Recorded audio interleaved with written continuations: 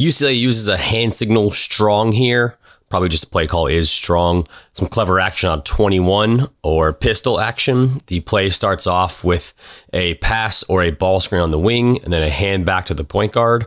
Then the opposite wing dives for maybe a post-up opportunity with a side ball screen at the same time. Then after the ball screen is being used, it goes into Spain action. So it's a back screen on the ball screener. So here's the first option. You can see they throw it in, they have a little post up. They have the option for the post up there. If that action is denied, then they go right into the Spain action, which is a ball screen with a back screen on the ball screener's man.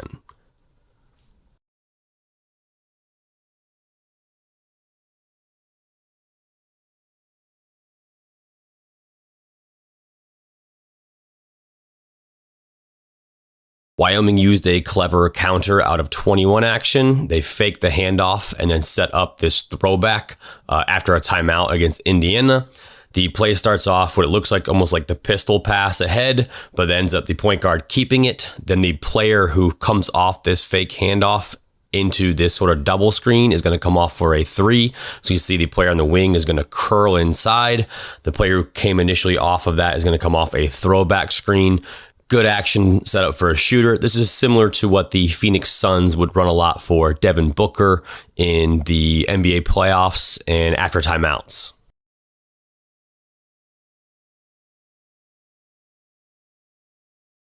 Brant ran some good counters out of Iverson looks, especially to start the second half against Wright State.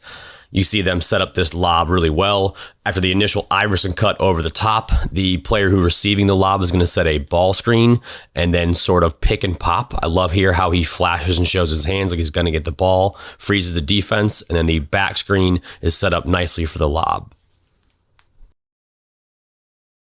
A common look for teams that face a big defending the ball.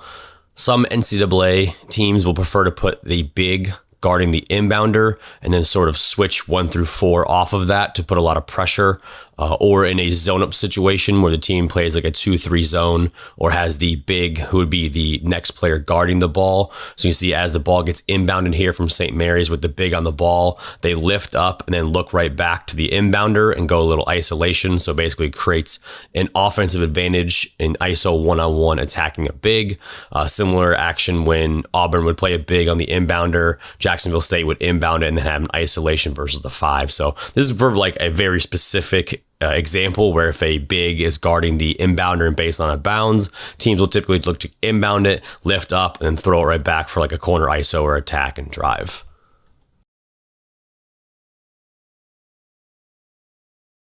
One of my favorite series encounters was the Buckeye series from Louisville, initially from Ohio State, where they run a lot of great counters out of basic ball screen continuity and actions. This is a design slip for the big. You can see a flare screen here to start it off as an empty. It makes the big sort of sag off and react. A little bit of twist action. As a player hands the ball off, you can see the setup for the slip here. The first big slips it as the second one lifts back up. If the slip opportunity is not there, which is usually not if they run it 1 or 2 times, the slip ends up not being there. The second player follows into another ball screen, so it still ends up in a ball screen, and then typically a roll and replace or a secondary action after that.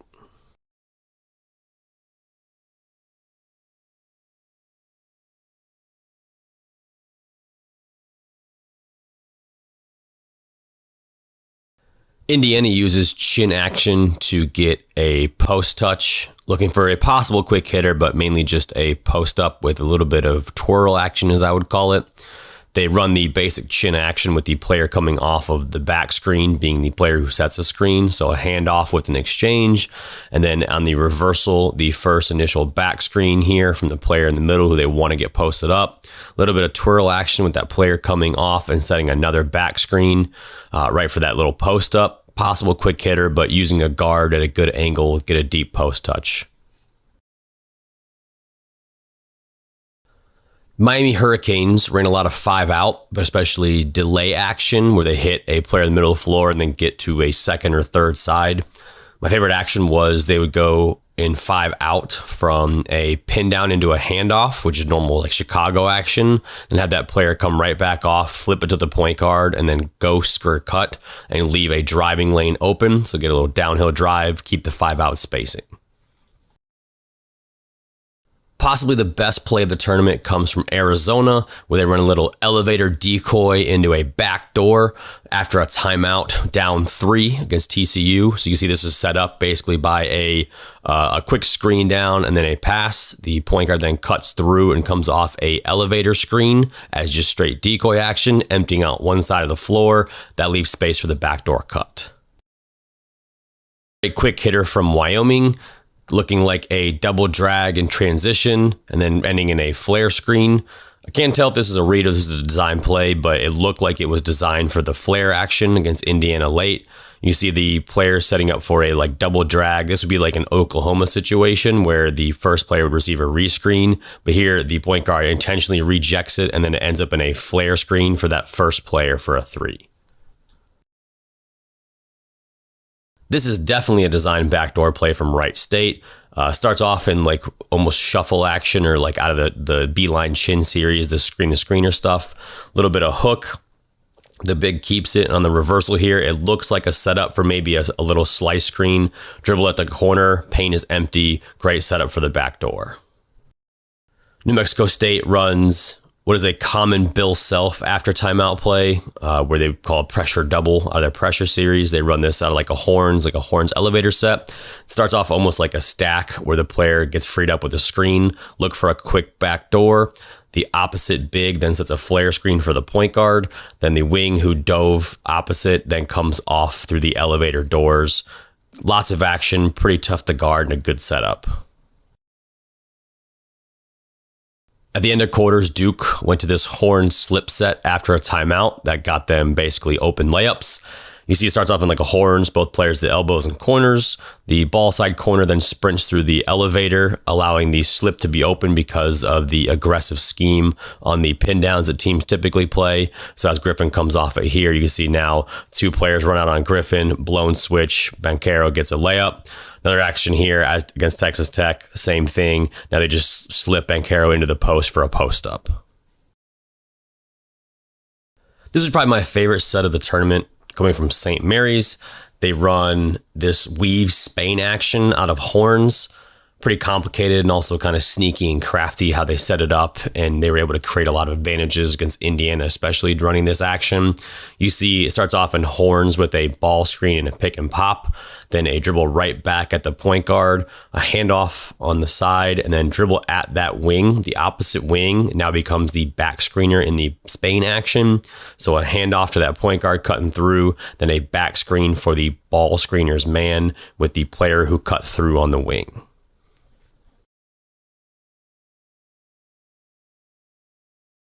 Creighton ran a great spin back door set out of horns. You see them pass the ball to the elbow, dribble at the crowd, and then spin back door for the player in the corner. I love how they set this up with the player low. Watch 44 here really sell this action, clapping, showing hands like he's going to screen. Then all 3 players that are bunched together, dribble at them, open space, the backdoor cuts open. They also got a different variation off of this where it's just kind of regular stagger screen away, dribble at the stagger screen as the player lifts, then turn and find the player in the corner for that same spin backdoor action. Michigan ran good weave action out of horns with a couple of screens involved. So typical weave action is just like a handoff or like a backdoor into a handoff like we saw from St. Mary's. Michigan starts off in horns, players the elbows, players in the corners. The point guard hits the elbow and then screens away for the corner. Then at the same time, the opposite big at the elbow screens down away. So the weave actions combine with screens, tougher to navigate, ending in a ball screen. Both USC and Vermont, needing quick hitting action down late, went to keep hammer plays. where basically you fake a handoff on the wing, then the opposite big low sets a hammer screen. Usually a trailing big sets a flare screen or a re-screen. You can see the flare screen here opening up for the 3 for USC. And then in Vermont, the big thing is they looked for the hammer. Nothing was really there. So then the throwback option became available. That's what a lot of teams will default to. As you can see them basically keeping this here, the hammer on the weak side, then a throwback screen on the strong side for a catch and shoot 3. Probably the most common set in the NCAA tournament was this kickback exit with shake action. UNC, Baylor, Boise State, a lot of teams ran this action where you just pass it back, then have a ball screen with a baseline exit screen on the same side. This creates shake action and forces the player on the single side to either tag the roll man or stay out on a shooter. This was pretty effective for UNC throughout the tournament. Pretty good screening for Baycott, allowing him to be the roll man, and then they would also just roll him into a post up off of this shake action as well if the initial screen wasn't there. Here UCLA switches in that, so they try to catch out the switching on the shake kick. So it's just a lot of options off of this. Pretty easy to run, a good touchback, and also kicking it back to that point guard like that allows him with not using a dribble, so not using a live dribble, so he's able to reject easier and to be able to make reads off the catch easier, jab setups and things like that.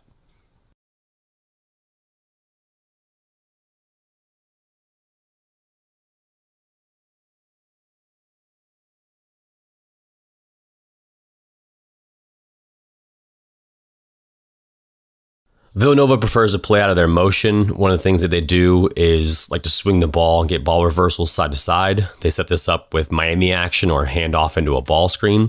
See the handoff into a ball screen and a quick ball reversal. Now in this ball reversal, you get an exchange and a cutaway. Typically looking for catch and shoot 3s and then baseline drive opportunities or be able to keep an advantage and keep their motion offense going. But this was a designed concept out of their offense where they just get a quick swing ball reversal looking for a catch and shoot opportunity or looking for an attack or some way to create an advantage off of this main action.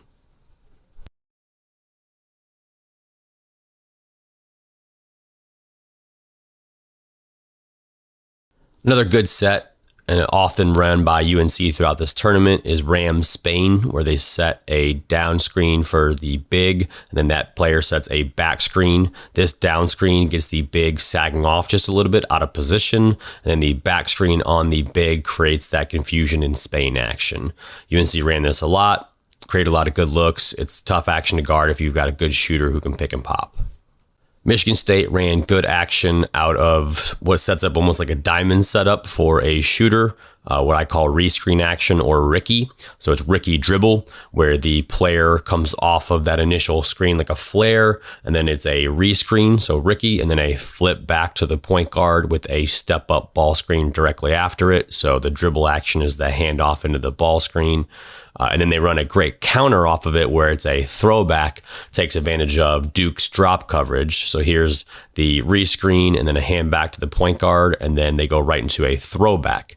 The reason this works is because Mark Williams in this scenario is in drop coverage in the step-up screen. So as the hand back takes place, you see Williams is going to come over and be off the ball. Now this allows the throwback screen to be what we call naked or no defender at the level, so it's a clean look from 3.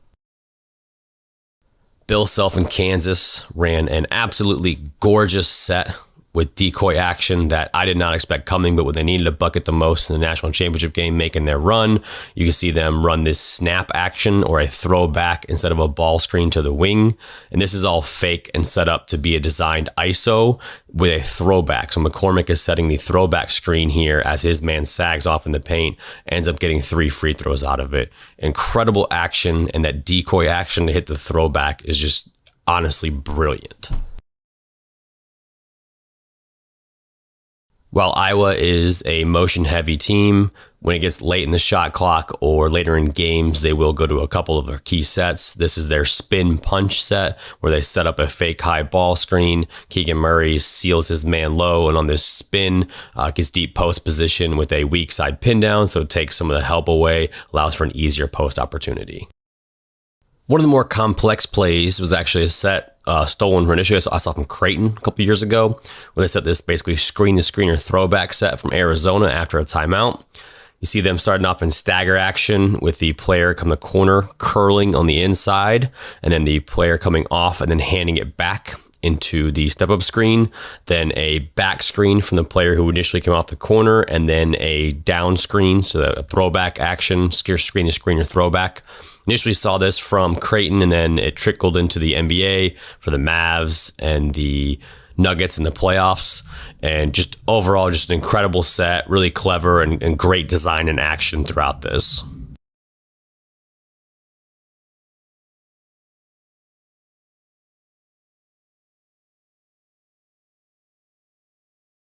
Yale runs a good kind of decoy backdoor set here as well, similar to how Creighton set up their backdoor set. They run this out of through, so the point guard passes to the wing and then cuts through. As the ball is reversed, it goes into Chicago action, pinned down to a handoff. The big then lifts up for like a fake ball screen, dribble right at that wing. Great setup, great cut, paint's open for a backdoor layup. A good ball screen set that Gonzaga disguises with some weave action, gets Drew Timme and Chet Holmgren in a ball screen, elbow get action. You see the play just starts off with just basic weave action. Then Timme flashes to the elbow. And at the same time, the pass is made. Chet goes up into a ball screen, elbow, big to big ball screen, tough action to guard, and kind of creative look from the Gonzaga in the tournament. I love how this was all kind of set up with just basic action, and then it goes into a simple play that can be executed anytime.